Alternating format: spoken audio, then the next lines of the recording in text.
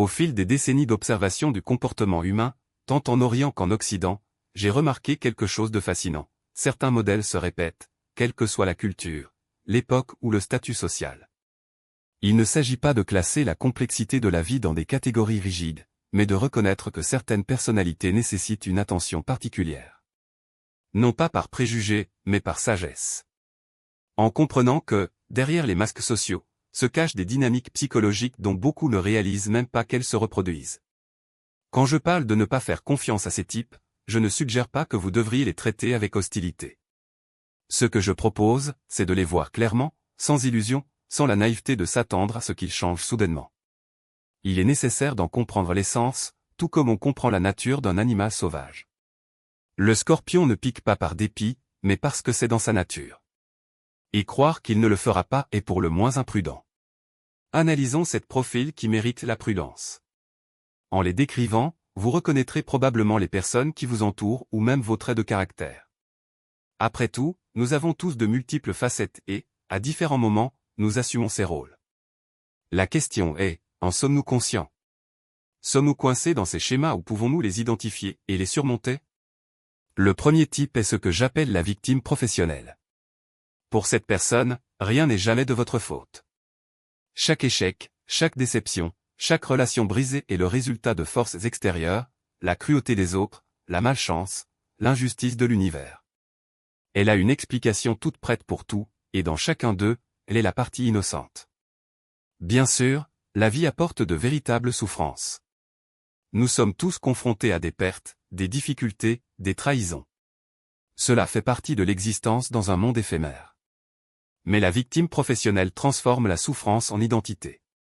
Elle porte ses blessures comme des médailles, elle construit son image d'elle-même autour du fait d'avoir été lésée, incomprise, persécutée. Et c'est précisément pour ça que tu ne peux pas lui faire confiance. Tôt ou tard, vous jouerez le rôle d'un bourreau. C'est inévitable, car une telle psychologie nécessite un ennemi, une source de votre douleur. Au début, vous êtes peut-être le sauveur, celui qui la comprend enfin, qui la traite comme elle le mérite. Mais il lui suffit d'un faux pas, peut-être quelque chose d'innocent pour qu'elle le considère comme un simple traître parmi d'autres, un autre chapitre de sa saga sans fin de victimisation. La victime professionnelle n'assume pas sa responsabilité, et on ne peut pas faire confiance à quiconque n'assume pas sa responsabilité. Pourquoi? Parce que vous ne voyez pas votre propre rôle dans la création de votre situation. Vous ne réalisez pas à quel point vos choix, vos interprétations, vos schémas contribuent à votre souffrance. Si vous ne voyez pas votre rôle dans les problèmes passés, comment peut-on s'attendre à ce que vous agissez différemment à l'avenir? De plus, cela vous épuisera. Cela sapera votre énergie, votre compassion, vos ressources, et cela ne suffira jamais. Car ce qu'elle cherche n'est pas une solution, mais une validation. Vous ne voulez pas que vos problèmes soient résolus, cela menacerait votre identité. Ce qu'elle veut, c'est quelqu'un qui admet que le monde est cruel et qu'elle en est une victime innocente. Je me souviens d'un homme qui me racontait, avec une certaine fierté, comment il avait été trahi par tous ses amis, trompé par tous ses partenaires, abandonné par toutes les femmes qu'il aimait. Pour lui, cette série de déceptions prouvait quelque chose sur sa noblesse de caractère dans un monde corrompu. Je lui ai demandé si, au milieu de tant de trahisons, il n'avait jamais réfléchi à son propre rôle dans l'attraction ou la création de ces situations. Il m'a regardé comme si je l'avais giflé. La question était insupportable, car elle ébranlait les fondements de son identité. Le deuxième type est le manipulateur chronique. Celui-ci est plus difficile à repérer immédiatement, car les manipulateurs sont souvent charmants et habiles à lire les gens. Ils n'utilisent pas la force brute, mais la pression émotionnelle, la culpabilité et le désir des autres d'être désirés ou nécessaires. Pour eux, les relations sont des jeux à gagner. Chaque interaction est une démarche visant à obtenir un avantage, souvent sans même s'en rendre compte. Pour reconnaître un manipulateur, remarquez ce que vous ressentez en sa présence. Vous sentez-vous souvent coupable ou obligé d'aider? Finissez-vous par faire des choses que vous ne vouliez pas faire? Les manipulateurs savent exactement sur quel bouton émotionnel appuyer. Ils peuvent utiliser des phrases comme « Ne vous inquiétez pas pour moi, je vais bien seul » ou vous rappeler des faveurs passées pour obtenir ce qu'ils veulent. On ne peut pas faire confiance à un manipulateur car ses relations sont fondées sur des intentions cachées. Votre gentillesse est toujours assortie de conditions et chaque faveur a un prix invisible. J'ai rencontré une femme qui pouvait rendre n'importe qui reconnaissant de l'avoir aidé. Elle n'a jamais rien demandé directement, elle a juste soupiré, mentionné à quel point les choses étaient difficiles, et avant que vous ne vous en rendiez compte, vous résolviez vos problèmes pendant qu'elle souriait et vous remerciait. Le drame du manipulateur est qu'il n'établit jamais de véritable lien. Il s'agit toujours d'agir, de calculer, de contrôler. Entouré de monde, mais toujours seul. Le troisième profil qui mérite attention est celui que j'appelle le croisé de la vérité. C'est l'individu qui est absolument convaincu qu'il a raison en tout. Il a découvert la vérité, qu'elle soit religieuse, politique, alimentaire ou morale, et sa mission est désormais de convertir le monde. Avoir des convictions n'est pas le problème. Avoir de la passion pour ce en quoi vous croyez n'est pas le problème. Le problème est la certitude absolue, l'incapacité de douter, l'identification totale à votre position. Le défenseur de la vérité n'a pas de croyances, il est ses croyances. Les remettre en question est une attaque personnelle. Ces gens sont dangereux parce qu'ils sont prêts à sacrifier n'importe quoi et n'importe qui pour leur cause. Les relations, la compassion et même la vérité deviennent secondaires par rapport à la mission. Ils divisent le monde entre les éclairés et les ignorants, les sauvés et les damnés, les purs et les corrompus. Et bien sûr, ils se placent résolument du bon côté. On ne peut pas faire confiance au défenseur de la vérité parce qu'au fond, il est malhonnête, même s'il ne s'en rend pas compte. Pas intéressé par le dialogue ou la compréhension. Vous êtes intéressé par la conversion. Quand il fait semblant de vous écouter, il ne vous écoute pas vraiment. Il attend juste son tour pour parler. Parce qu'ils aspirent votre énergie, votre paix et votre capacité à penser clairement. Ils transforment même les situations les plus simples en tempêtes, et vous vous retrouvez attiré dans l'œil de l'ouragan sans même réaliser comment vous y êtes arrivé. Le chaos n'est pas un accident dans leur vie, c'est un choix, bien qu'inconscient. Ils ont besoin de drame comme ils ont besoin d'air, parce que c'est là qu'ils se sentent vivants. Et le pire? Ils feront tout pour que vous en ayez également besoin. Le chaos marchand n'agit pas seul. Il recrute. Il vous convainc que votre vie est monotone, que vous gaspillez votre potentiel, que seule l'adrénaline d'être hors de contrôle en vaut la peine. Et quand vous résistez, quand vous essayez de garder les pieds sur terre, il vous accuse d'être froid, désintéressé, voire égoïste. Car pour lui, la stabilité est synonyme d'échec.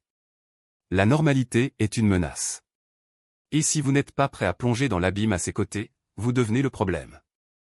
Vous ne pouvez pas faire confiance au chaos marchand parce qu'il ne veut pas de compagnie, il veut un public. Il ne cherche pas de solution, il cherche une validation. Et la validation, pour lui, ne passe que par une souffrance partagée. Si vous essayez de l'aider à sortir du cycle, il vous y entraîne. Si vous suggérez le calme, il invente une nouvelle crise. Si vous refusez de participer, il vous qualifie de traître. Car au fond, il ne veut pas être sauvé. Il veut être vu. Et c'est là que réside le paradoxe le plus cruel, plus vous vous souciez, plus vous devenez complice. Plus vous essayez de le réparer, plus vous nourrissez le monstre.